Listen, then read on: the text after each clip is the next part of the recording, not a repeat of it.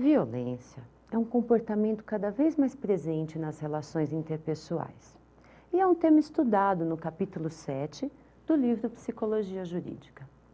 Eu gostaria de conversar com vocês sobre este tema no plural, violências. A violência pode ser física, sexual, psicológica, econômica, pode derivar da desigualdade, da discriminação. A violência pressupõe, em geral, vários fatores.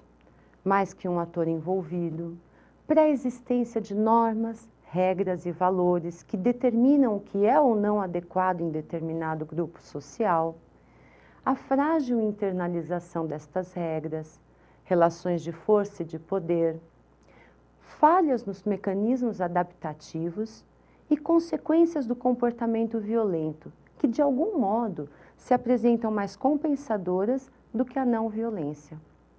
Assim, nada mais superficial e estereotipado do que associar diretamente personalidade e comportamento violento.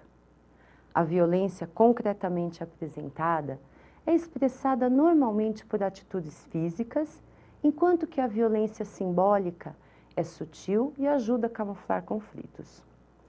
Agir punindo, sem se preocupar em revelar os mecanismos produtores e mantenedores de violência, tem como um dos principais efeitos fomentar mais violência. Não é possível focar apenas naquele que sofre a violência e naquele que a pratica. Em um grupo familiar, por exemplo, deve-se buscar na dinâmica intrafamiliar os indicativos que apontem para a compreensão do problema. Agindo com um foco estreito, é de se considerar que as soluções também sejam restritas. A agressividade, que é inerente ao comportamento humano, pode ser empregada de modo construtivo, como uma força vital, ou de modo destrutivo, minando a autoestima do outro, gerando sentimentos de insegurança, perda do sentido de proteção, ideias paradoxais a respeito de valores, entre tantos outros aspectos. Ao tratar do tema, é essencial que se leve em consideração o contexto social e cultural em que o ato violento se insere. O trabalho infantil, por exemplo, poderia ser considerado violência? Para alguns, sim, mas talvez não para todos.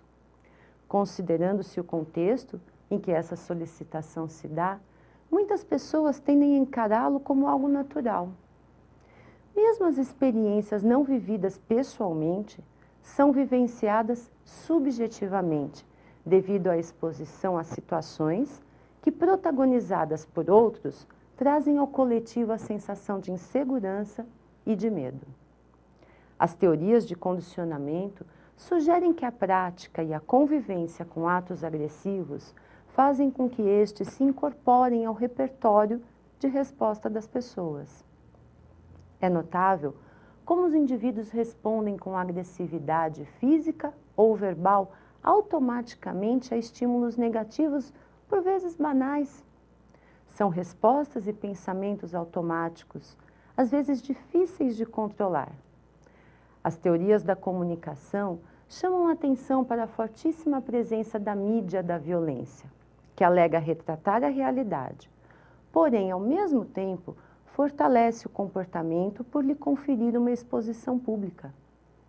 A exposição excessiva, em lugar de enfraquecer, contribui para banalizar a violência, por incorporá-la ao cotidiano e, paradoxalmente, estimular sua prática, reforçada pela sensação de impunidade.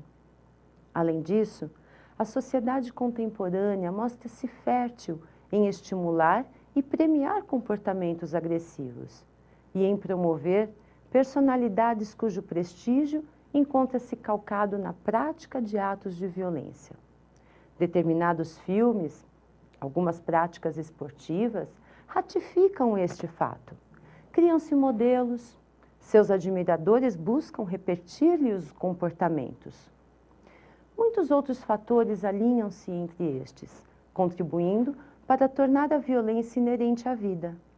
Complexo é o caminho para a paz.